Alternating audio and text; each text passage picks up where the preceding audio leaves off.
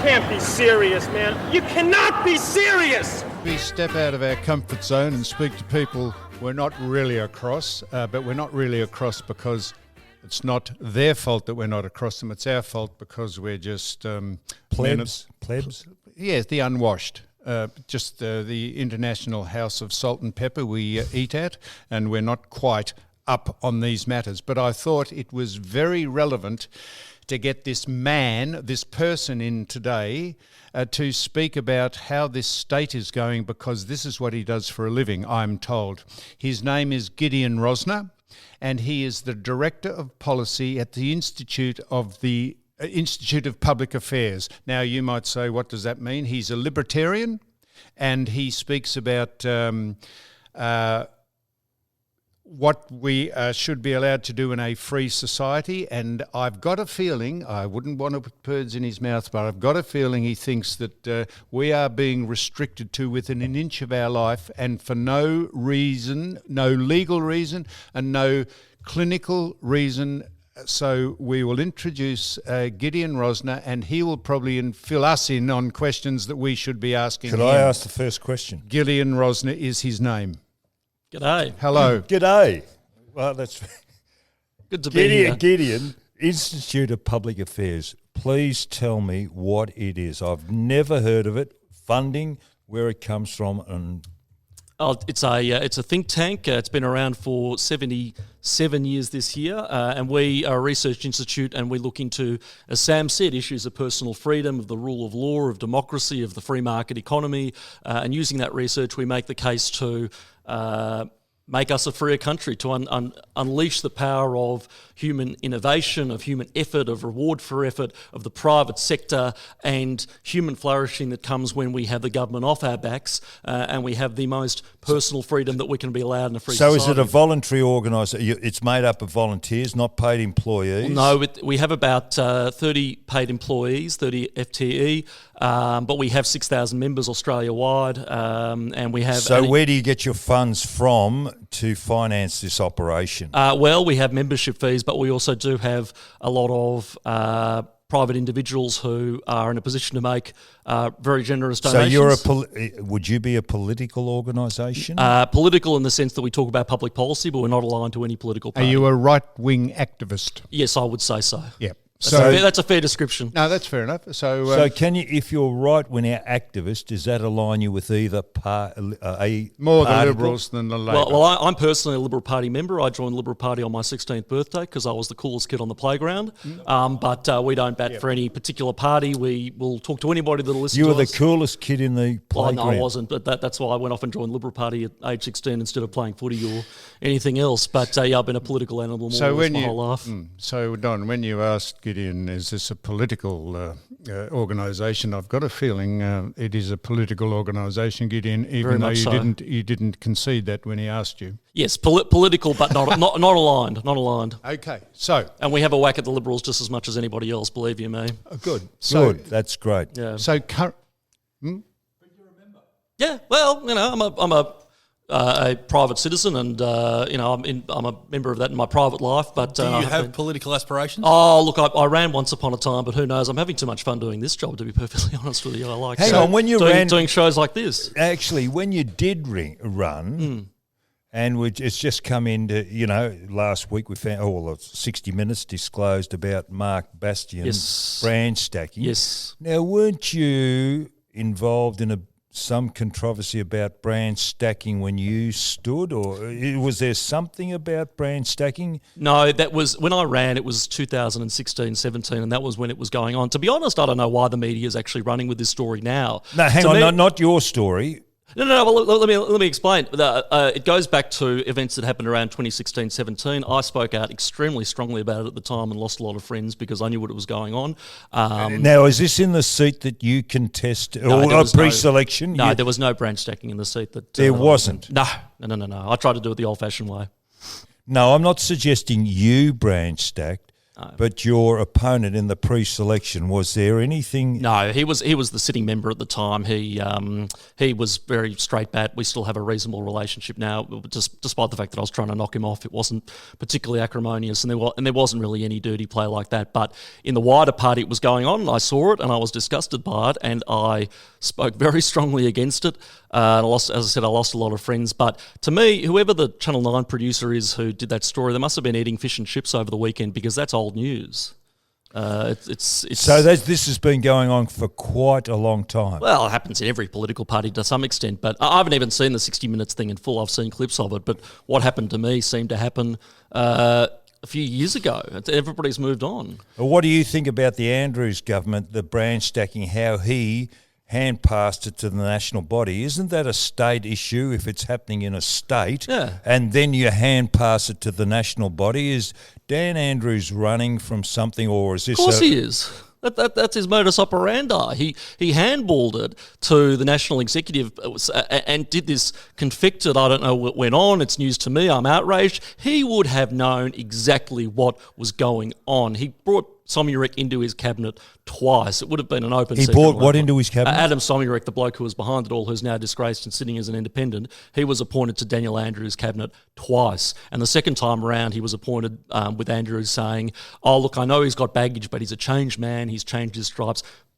Nonsense. Rubbish. I don't know if we can say bullshit on this podcast, but... You can say whatever you... Excellent. Glad to hear it. But it was all, I don't know this for sure for defamation reasons and everything else, but it was a factional thing. He knew that Somyurek controlled numbers and needed him in cabinet inside the tent pissing out. What's your view? John brought up in a previous episode we did, and we listed a number of things that upset me as a Victorian, which Daniel Andrews has done. Can we just list them? The tunnel, for example, when he first came into power. He paid to not build a road and then built an inferior road, yes. Yes.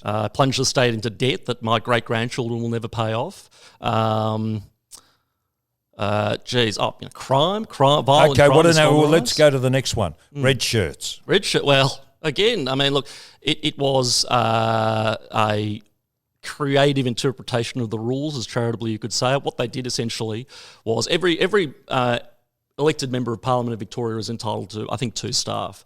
So what the Labor Party did was they took one member of staff from each office of an upper house member, put them all in some sort of office together to go out and campaign and win votes for the Labor Party instead of working for that particular member.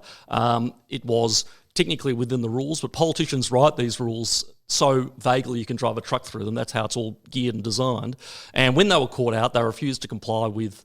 They spent a lot of taxpayers' money trying to get the Auditor General not to investigate it, and eventually they were guilty, and then they were re-elected. But they were just a slap on the wrist. Well, yeah, they were re-elected with the landslide. That's the only thing politicians Tell me understand. something else which fascinated me, and it caused a lot of controversy when he first came into power, Andrews, was the the Metropolitan Fire Brigade trying to take over the CFA.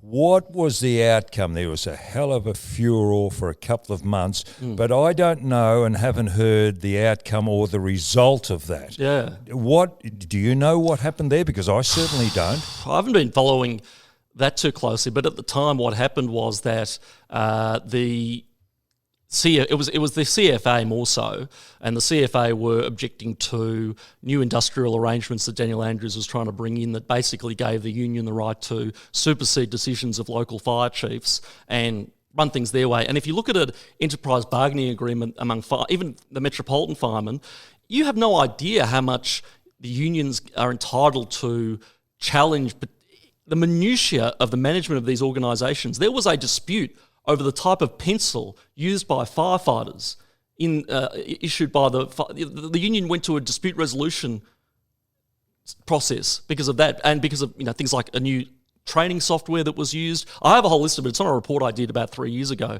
So the outcome was that the Minister, Jane Garrett, very decently resigned because she had a real problem with it as a matter of conscience. But like everything else, I think Andrew's got his way. And it's punishing volunteer firefighters, people living in the regions who give up their summers to go and haul buckets of water and help fight fires in local communities, and they're being treated like rubbish because... Was it a move by the unions to increase their membership? Yeah, and their influence and their pay and all sorts of other things. It's It's Didn't the fire brigade get a 10% increase in pay just recently? I'm sure they did. So did politicians. The public service pay is so out of whack with what the community expects. Now, I'm all for a fair day's work for a fair day's pay, and firemen deserve to be paid well. But I'll give you an example. You know, when you go past a construction site on a freeway or something, the bloke who turns the stop-go lollipop sign earns about $150,000 a year. I understand all that. That's with overtime and whatever else. But Exactly. that's not his base rate. It might be about 100,000, but with overtime, it can get up to about that figure. No, but the base rate is calculated about 32 hours a week or something. So it's typically they get overtime, and also quite frankly, when the roadworks occur, they occur at night. Do you know anything about the public service? Has it been reduced over this COVID virus where a lot of people are not working? As a matter of fact, no. The IPA, my organisation, did research recently that showed while private sector employment is down 1.4%, that's Australia-wide. Public sector employment, that's across Australia, state, federal and local, is up by 5%. The public sector has grown and they've received pay rises. 1% pay rise. No. The private sector has reduced by 1.4%. So that's the job losses. I don't know what the pay rise was in the public sector. 1%, I think it was. Something like that. But the point is, plenty of people are doing it really, really tough over the coronavirus. We are in debt for generations now. The least the government can do is share the sacrifice around, pay themselves less. Jacinda Ardern, for all her problems, gave herself a 20% pay cut. What did Scott Morrison do? I think there's been a pay freeze or something, but we've all taken a financial haircut. There are people who may never work again because studies show that once you're unemployed for over a year, you have a very, very slim chance of getting back into the labour market. Yet people pay with our tax dollars. But I think that may be a bit different, mightn't it, when we come out of this coronavirus, because there's a lot of people that'll be in this, you said that, you don't get a job after 12 months, but there'll be a lot of people, I think they will be re-employed. Oh, a lot will, but many won't. And we know that the unemployment rate... Would that be because businesses are doing it far more efficiently or realise through coronavirus that we can do business differently? I think it's just a matter of what employers typically go through when they hire someone. If you look at somebody who's been out of work for a year or two, now some people will be hired right away and they'll be right. Some people might take another year. Now, if you're unemployed for a year or 2 years, an employer will look at that and say, geez, if they haven't been working or if they've been working so many jobs or something, they might not be the best employee and I won't take a chance on them because if something goes wrong, they could take me to the Fair Work Commission and I'll be in the hole for $20,000 for an unfair dismissal rap. I know somebody who's got a bakery in Surrey Hills, a patisserie, and she had somebody work for her one shift for 2 hours and she ended up $20,000 in the hole because the person took her to the Fair Work tribunal alleging that she was being discriminated against because she had depression, which was totally, totally untrue. But this is what happens to small business owners every day. We punish, big business are doing great. Woolworths and Coles are doing a roaring trade right now. But the charcoal chicken shop down the road, the Chinese restaurant around the corner, the newsagent are all having less foot traffic or they have to shut their doors altogether. There are people who've mortgaged their house to start a restaurant who are going broke. That's what is happening in which is a roundabout way of coming to Sam's question about what's happening in Victoria. What about now? I'm interested in the politics. You've got you on the right hand side. I listen to people on the left hand side. You are academics. You are very gifted. You are very articulate. But are you only representing a very, very small percentage of the population? What about the rank and file that are out there? What have you done to get your hands dirty? You're a solicitor? I was for a few years, yeah. Yeah. So what understanding have you got about the rank and file out there? I'm not criticising. I'm not criticizing. I'm criticising all these so-called academic intellectuals who get up there and pontificate, the expertocracy, but don't come up with anything practical. Correct. Well, look, for one thing, I can't pretend to have first-hand experience of, for example, somebody living in regional Victoria who's lost their job. I'm one of the lucky ones. I still have a job and a job that I love. Am I sort of a paid expert and a talking head that goes on TV? Yes, of course I am. But I have encouraged people through what I'm doing now with our new podcast, the IPA with you, and my research into this is to get in touch with me, and I've been receiving hundreds of emails from people, and frankly, it's opened my eyes. I've been critical of this lockdown since the start, but people with depression, I've had emails from quadriplegics who had their one outing, which they've now been deprived of. I've spoken to people who are moving interstate, people who have had to shut their doors. And secondly, I think the difference between me and the other experts you see, and I rail against the expertocracy, as I call them, a lot, because these are people who are dreaming up new taxes, new laws, new ways to interfere with our lives. My message and my aim is to get government out of our lives, stop interfering with people's private decisions, and let business get on with it, and let people do what makes them happy and what they want to do without taxes and fees and charges and forms and regulations and all the things that get in the way of us living our best and most productive and happiest lives. Even our Premier is like you, that he's got a university degree in politics, has gone through the system as a staffer and whatever else, has not got in my, what I call, get out there and get your hands dirty and understand what's going on. He comes from Wangaratta, so he may have that common touch.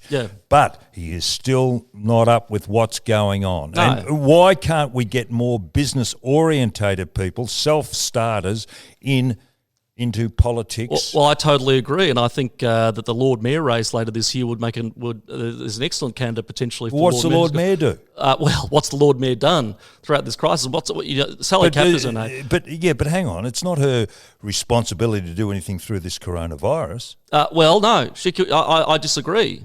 Melbourne is becoming a smouldering wreck under Daniel Andrews. The least she can do is front the media and say this is not on. Look at this shop. This shop is closed. This will never open again. Look at Chinatown. Used to have people passing through all the day. Did a roaring trade. Now it's a ghost town. I'm sorry, she could have been, the Lord Mayor. What do they do? One of their jobs is to be an advocate for Melbourne, and she is not advocating for Melbourne. Who's fighting for us? Okay, out of this, to me, state government is a worthless, out of this coronavirus and over the bushfires that we've had through summer, state government is a useless organisation. We can have local government, which looks after the municipality of where people live. But surely with communication the way it is now, the federal government could take over what the state government does. And I'm talking about, and then we might progress as a country. We'd have standardised rail throughout. Instead of the narrow gauge wide road, we'd have a standard. We'd get trucks off the road. We'd have a decent transport system. We'd do something about the Murray-Darling Basin. Nobody has come up. There's a food bowl up there. Australia's future is, as I can see it, a food bowl for the rest of Asia. We've got a great tract of land in the middle of New South Wales, but we've got a Darling River that the source is not tapped and utilised. By doing something like they did at the Snowy Mountains back in the early 50s, they could do something with regard to trapping water at the source, which is in Queensland and New South Wales, so we could then get a food bowl going. But nobody's got the foresight to do that. No, but I don't think a wholly federal government or a centralised national government would do it either. Why? This has been a problem. Well, this has been a problem for since 1788. Because there's no votes out in that area. That's one of the reasons. But if you had far-thinking businessmen, I'm talking about blokes who have made a quid, got off their arse and made a quid, not these bureaucrats who are in Parliament now, but forward-thinking people. This would happen. It very well might, and you're right. Northern Australia is critically underutilised. Do you know 60%? Not I'm talking about New South Wales. I'm talking about that. Sorry, Northern Australia. So above the Tropic of Capricorn. So northern Queensland, northern. But it's pretty rugged. So you're talking about New South. I'm talking about central New South Wales, the Murray-Darling Basin, where the Darling River is. There's a space between Sydney and the Darling. What are you on about, Johnny? Anyway, keep going. No, you're right, and I can tell you from going to. Again, I'm going back to Northern Australia, but it's a similar problem. 60% of our rainfall occurs north of the Tropic of Capricorn, and only 5% is ever captured. The rest seeps into the ground or goes out to sea. Now, we could be growing acres of food up there. We could have enormous potential. We could have people coming and having agribusiness. We could be manufacturing up there and everything else, but nobody has the vision to make it happen. And from going around, in my past life, one of my previous jobs was actually working for Josh Frydenberg when he was Northern Australia Minister, and every town, every person I spoke to, everywhere I went there, the one thing they're crying out for there is dams, and for some reason I've never been able to understand, nobody will give it to them. So it's the same with the Murray-Darling and the same with everything else. But the thing about the Murray-Darling, though, is that the Murray-Darling Basin Plan is a federal system. It was designed by Malcolm Turnbull under the Howard government. It's failed ever since. It was created to solve imaginary environmental problems that don't exist, and all it's done is flush litres upon litres of fresh, usable water out to sea. It's been a disaster, but I don't want to give the federal government more power. I want to give them less. Look at what they've done, what they're currently doing.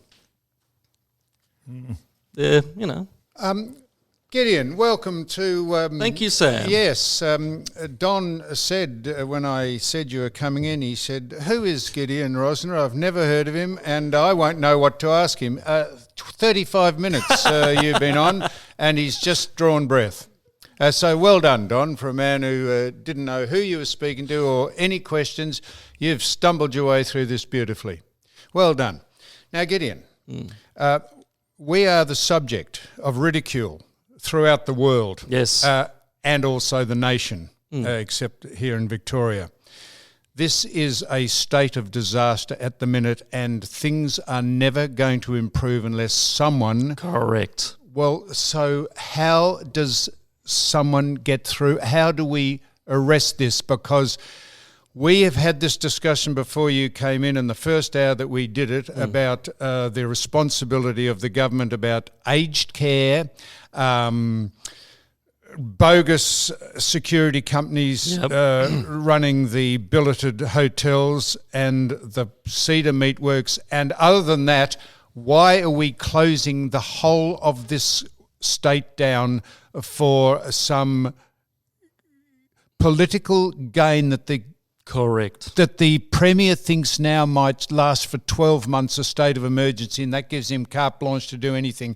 There must be some political remedy for stopping this happening. Well, you're right. Firstly, I'll say you're right that we're a laughing stock. In fact, I have a friend who's just got a new job in Yangon in Myanmar, Burma, and he's trying to leave the country like everybody else, having trouble with the paperwork. But his new colleagues in Burma are calling him saying, "Oh my God, how are things in Melbourne? Are you all right?"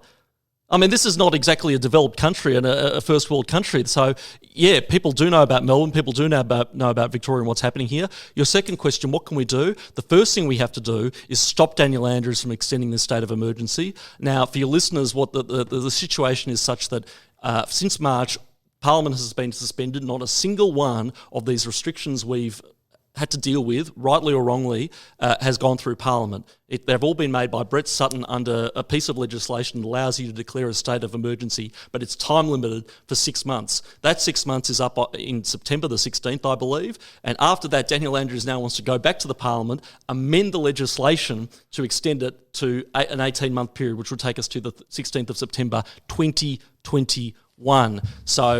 But again, Andrews has to go to Parliament. He has the numbers in the lower house. He doesn't have the numbers in the upper house.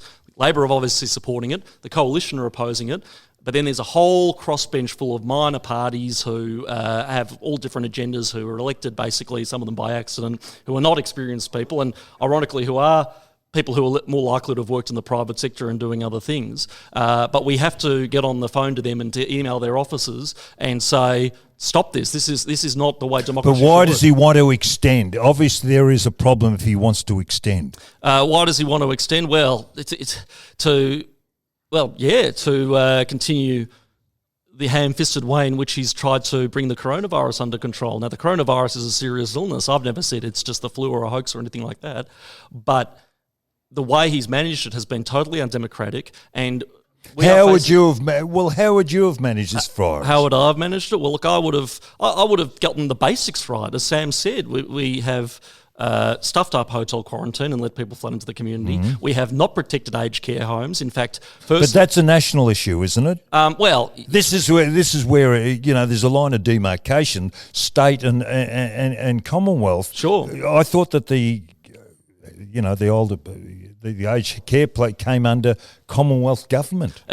Most aged care homes do, that's correct. But we also have this, what I think is a bogus national cabinet process. At what point did Daniel Andrews raise this issue with Scott Morrison? At what point did Jenny Mikakos raise this with Greg Hunt? You can't completely wash it. And even if they're administered by federal governments, A lot of them are private sector and run by charitable organisations. They could have easily been regulated such that these people were protected. It was only in July that workers at aged care homes were required to wear masks. I have to wear a mask now when I go outside. Yeah, but hang on. studio. We were told initially, when the coronavirus broke, that masks were of no value whatsoever back in March. Correct. Funny about that. Yeah, now they're And compulsory. we were supposed to wear gloves. We don't wear gloves now. No, correct. No, well, So nobody knows what we're doing. No. I mean, it's worldwide. It's not just in Victoria. It's worldwide. But this is the whole point. The what we're facing in Victoria is not a health issue. We have a lot of cases. There are tragically people dying, but it is first and foremost a political issue. The government overreacted and banned all sorts of activities that it didn't need to, like golfing and fishing, and it abandoned its responsibility in things like aged care. Are you making it a political issue? Well, it is a political issue. It's inherently political. These are our rights. These are our liberties. These are our freedom. This is our ability to go to work in the morning. There's an adage: if you don't take an interest in politics, politics takes an interest in you. We're all political now. Every man, woman, and child. For obvious reasons, the world is trying to distance itself from the influence of the Chinese. Yes. For a whole lot of reasons. Now, And this very is good not, reasons. This is not a racist comment, and it's, I think, is xenophobia when you're only interested. I think xenophobia is the word, isn't it? That's the fear of people who are different. Right. Yeah. So this is Fear of not other races. either of those two things. But this state seems to be under the grip of Chinese finance. The Belt and Road platform that the Chinese are doing around the world, and I've got a feeling that they almost own us here, with the tunnel being overrun by some $3 billion and everything else that this government is doing. Face recognition cameras being put in at Tullamarine as we speak by Huawei. Huawei. Huawei. I didn't know that. Whatever it's All right. called. Huawei. I didn't know that. I'm told this. That's a disgrace. I'm told this. Yeah. I believe it. So why is the predominance of the government to actually get in bed with the Chinese this extent? Short answer is the government needs cash. You mentioned Whitlam. This is like the Kimlani loans affair. This is a fiscally responsible premier chasing a dubious source of funding with details that we're not told about. It's very, very concerning. What the Chinese are doing with the Belt and Road Initiative is they're lending money to typically developing countries under terms that they can't pay off, foreclosing on these assets, and now they own ports all around, the Horn of Africa and places like that. The big port in Nairobi. This is all through the Pacific. Well, they're doing it through Fiji. Fiji, exactly, and they're doing that to get a strategic leverage over the US, and we're caught in the middle of it here in Australia. And that's before you get to things like Confucius centres at our universities that are stifling free speech and forcing universities to teach an uncritical view of China, where you can't mention the three T's, Tibet, Taiwan and Tiananmen Square. That's before you get to our over-reliance on international students, for example, many of whom come from China, which is sadly one of the few exports we have left in this country, because we've killed all the other ones with regulation and taxes and so on. You mentioned xenophobia. I love Chinese people. I love Chinese culture. I love Chinese civilization. I love Chinese history. But I loathe the Chinese Communist Party. It is the greatest threat to the civilized world, I think, since Nazi Germany. But don't you think the Chinese were overrun and what's the word I'm looking for? Well, they've let go of the virus. There's no doubt that the coronavirus, the Wuhan coronavirus, came from China. Correct. And they did very little in the first stages of it to tell anyone about it. In fact, they told no one about it.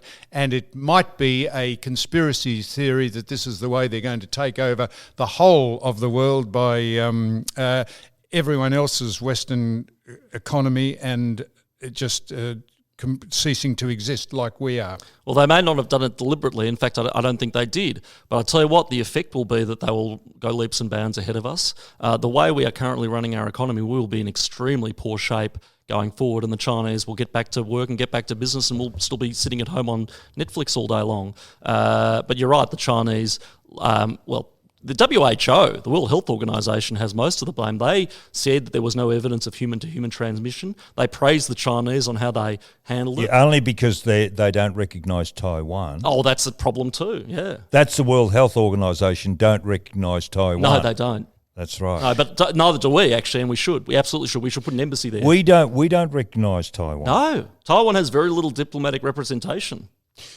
We should build a big embassy in the middle of Taipei to stand with the Free and Democratic Republic of China, which is its official name. So we mentioned earlier that Bill Shorten has just come out and said that he takes responsibility for losing the last election. He was too arrogant. Yeah. He blamed his emphasis on climate over Correct. jobs.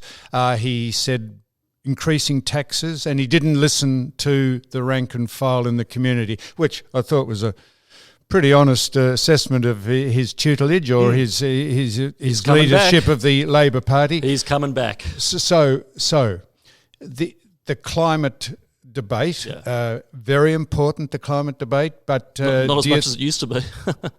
no, isn't it amazing how one catastrophe takes over from another, and we don't hear anything about the climate change because there's far more important things, which means almost that it was never that important in the first place. I know climate change is important and global warming is, but unless you're going to throw the baby out with the bathwater and completely reduce the standard of living that this country and the world enjoys by being preoccupied with it, where is that headed? I've got a feeling you have a position on climate change. Look, I do. My main position on climate change is that we need a free and open debate on it. There are so many scientists who've been hounded out of their institutions for questioning the so-called settled science of climate change. People like Peter Ridd, who was canned from James Cook University in Townsville for questioning and so on. So, but to get back to the point, it's funny how Corona is the new climate, and we're not hearing from it much anymore. But what we have to think about afterwards, as you said, is living standards. Now, there'll be two kinds of people who'll respond to climate in the face of Corona. There'll be people who are saying, see, we listened to the science over Corona and not as many people died, so we should listen to the science on climate. And then there'll be other people, myself included, who say, we know now what shutting down your economy does just for a few months. Imagine if we make the kind of economic change being asked of us in the name of climate change. We will tank our standard of living forever and push a lot of people into poverty. So there was a High Court challenge to the James Cook University. There will be. There was a federal court challenge. Peter over the Peter Ridd. Yes. Because we've had this discussion many times about climate change. I'm not a denier, but I just don't think it's as important as some of the people over in America who are on the left of politics, the Democrats, say that the planet's got 10 years and then that's it. We've been hearing that for 50 years, by the way. So that's the point of it. So we've had plenty of discussions about the overwhelming majority of scientists say that climate change. That's right, and I say no, that's not right. There is a significant number of people who deny most of the claims that those people who support it say. So people are now being cancelled or losing their jobs because they have a difference of opinion. You say we should have a conversation about it, but unless your opinion agrees with the activists and those people who have an agenda, this is the way the world and the free market is headed in every discussion you have. Yeah, and it's another form of political correctness, and to be tarred as a climate denier. Now, firstly, that term is pretty disgusting because it's obviously a reference to Holocaust deniers.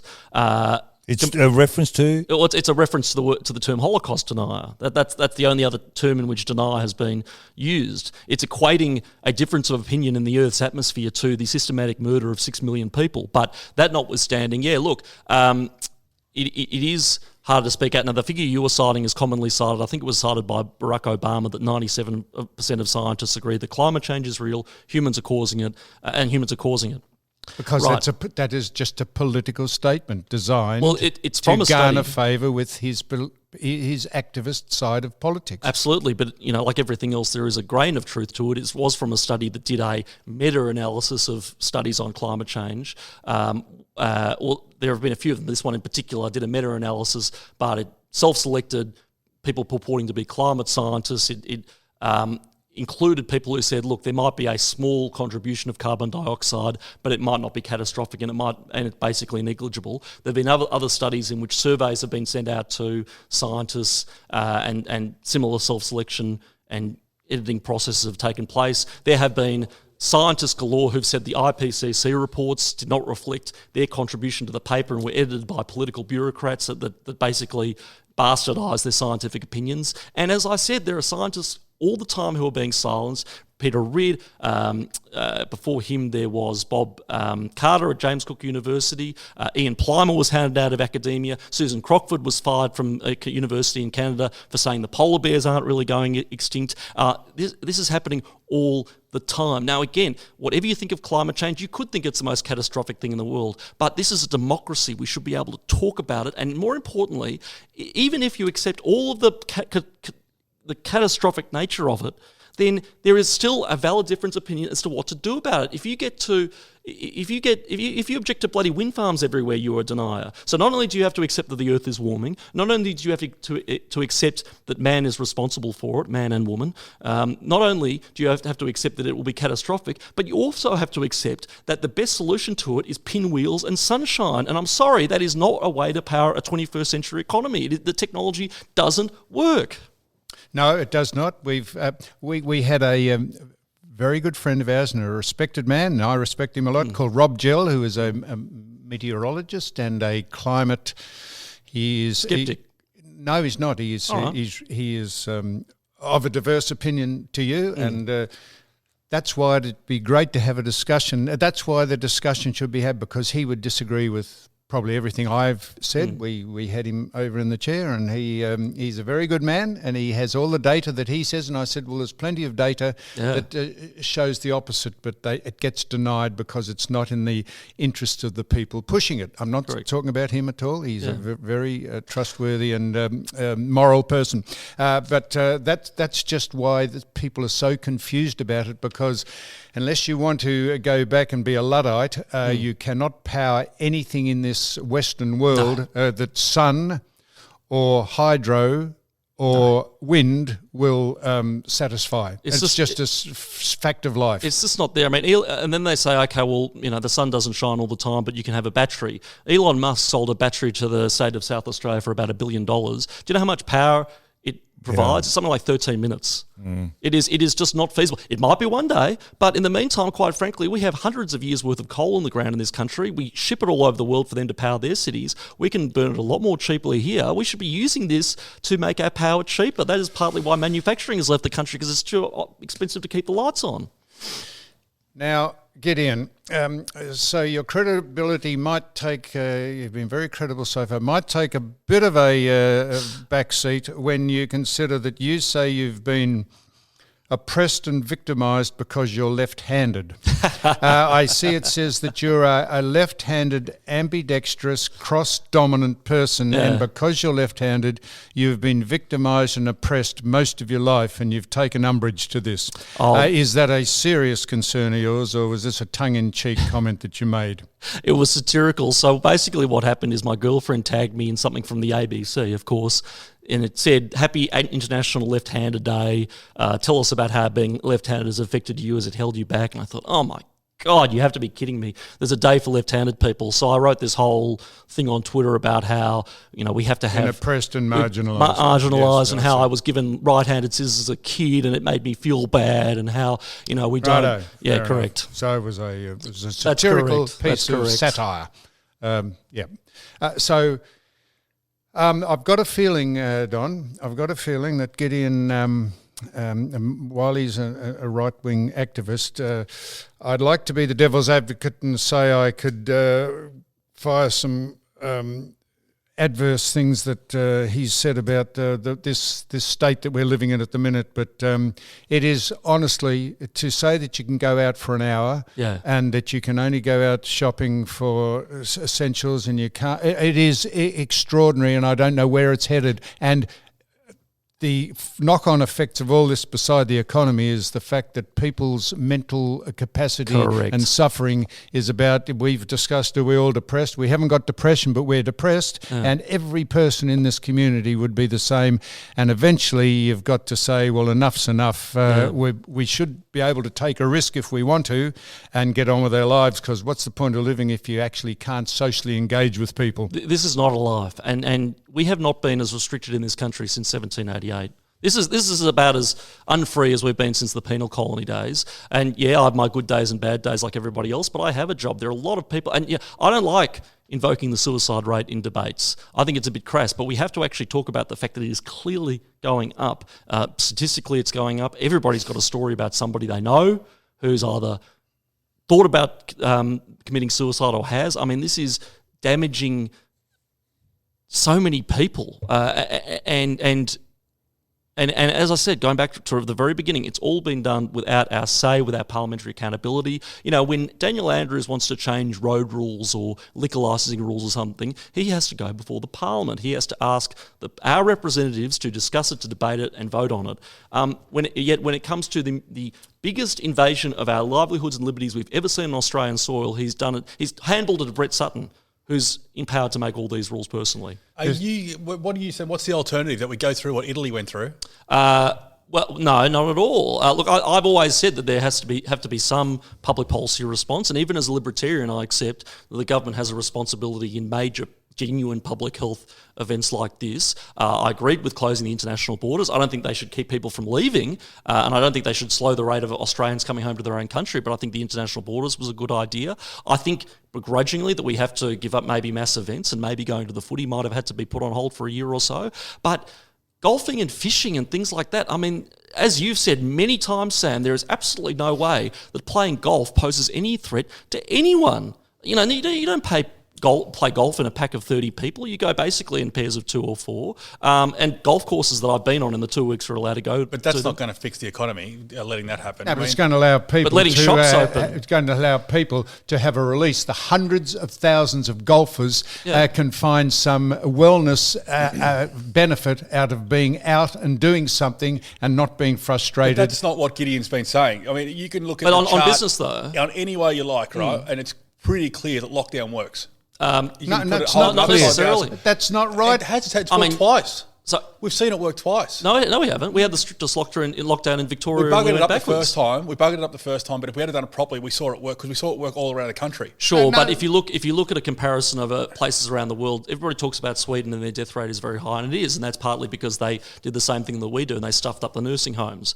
But they didn't have a lockdown, and yet there are plenty of countries around all of Europe, including Belgium, including the United Kingdom, including Spain, including Italy, that have a higher death toll than they did, and they had very, very severe lockdowns. So statistically, there's little evidence that lockdowns, they might have some effect, obviously, because they keep us apart, but what mainly fixes it is things like quarantine, or things like protecting the vulnerable, which we haven't done, either one or two, closing the borders to overseas visitors. You know, we're lucky because we're an island continent with very strong borders, but and the final point I'll make is that opening up pubs and restaurants and everything tomorrow would not cause a major outbreak. New South Wales has had outbreaks at individual restaurants and bars and cafes and things like that, but they've been minor, they've been manageable, they haven't gone into a second lockdown.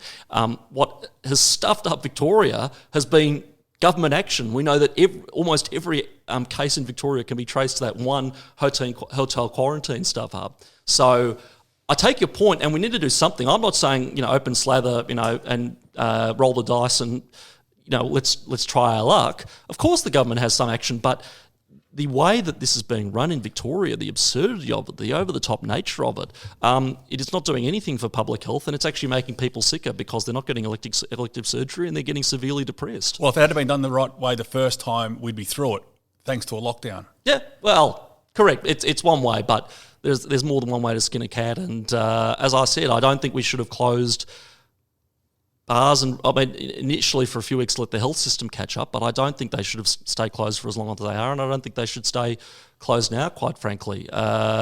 We need to there's a more targeted way to do things, and I think the most nursing effective homes, bona fide security companies, and looking after the aged Yes. properly, as opposed to locking down the whole of society for some knee-jerk reaction, Donald. And despite what you say, lockdowns have never been proven to be valid at all. There are so many contradictory arguments, and to close the whole of a state down because of 3 or 4 different problem areas is ridiculous. It's had a pretty good impact in 3 weeks, Sam.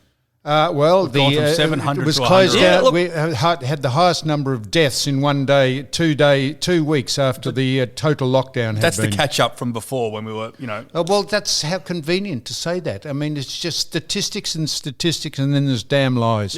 well, that's right. Look, Anyhow, Can I change the subject and get course. your view on something? Immigration. yes. That is a real bane of contention as far as I'm concerned.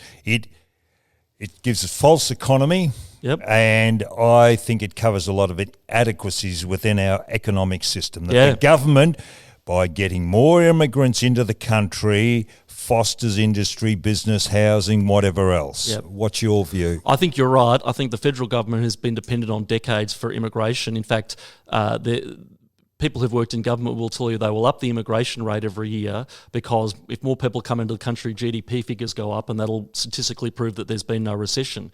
But on a per capita basis, we've been in recession for quite some time. The economy is going backwards. We're too dependent on housing. We're too dependent, as I said, on foreign students, because those are the only ways we make money in this country. Now, I believe in a big Australia. I think immigration is great, and it adds a lot to a city. I love the fact that Melbourne is made up of so many people from all around the world, but we cannot take in more people at the moment because government has done such a bad job at planning and preparing for population growth. We cannot take in more people because somewhere along the line, somebody said we don't need more roads, we need more bicycle paths. Somebody said we don't need more housing in the outer suburbs, we need more tin pot flats in the inner city. Somebody said we shouldn't power our cities with reliable coal, we should use, as I said, wind and solar. Until the government gets serious about building infrastructure and allowing for population growth, we have to restrict immigration, and that's very sad because I think immigration is wonderful. But So how do we? can't So how do we make, if that's the case, we're doing something to stimulate the internal economy? Then we get to the external economy. Australia competing against the rest of the world. Globalisation was the thing 20 years ago. Yep. I can see it. It's got its flaws. What about tariffs and bringing back and protecting and isolating Australia, making it more self-sufficient, which it was prior to Gough Whitlam coming into power? He was the one that reduced it. We had industries, Hawke and viable Keating, industries. Admittedly, they were tariff protected. But we've got to do something so we become a little more self-sufficient. I agree, and we should be having manufacturing in this country, but will Australia manufacture flat-screen TVs and iPhones? I don't think that's realistic. What we should have is small-scale manufacturing, advanced manufacturing. We should have real innovation, but the problem isn't so much that we're not protected by tariffs. Tariffs would give a sugar hit and artificial protection, but the problem is that it's so hard to do business in this country. Yes. It's hard to because of the manufacture. cost of labour, my Yes. friend. It is the second, I think we rate energy. second in hospitality or something The behind highest minimum- Germany. highest Behind minimum wage in the Germany. world.